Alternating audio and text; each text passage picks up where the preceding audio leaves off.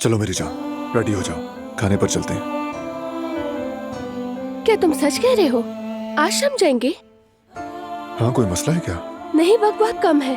क्या मैं इतनी जल्दी तैयार हो पाऊंगी? यकीनन हो जाओगी। मुझे कपड़े चुनने हैं, बालों को कुछ करना है। और मीरान को हम फराद के पास छोड़ेंगे। वो खुशी खुशी ख्याल रखेंगे।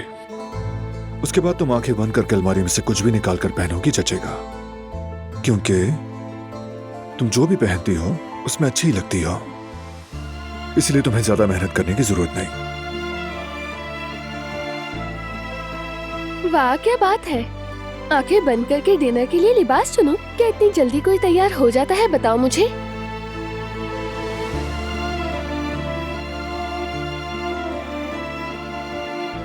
खैर छोड़ो, मुझे जाकर बहुत से काम करने हैं। मेरे सिवा तुम्हारा और कोई काम हो ही नहीं सकता।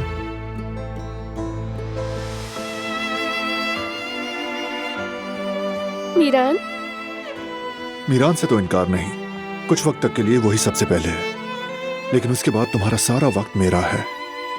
मेरी जिंदगी का सारा वक्त तुम्हारा है।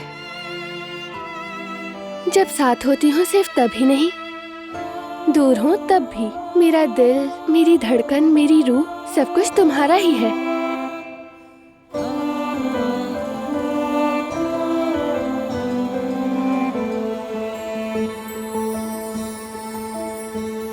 बस हमेशा ऐसा ही रहे, इससे कम पे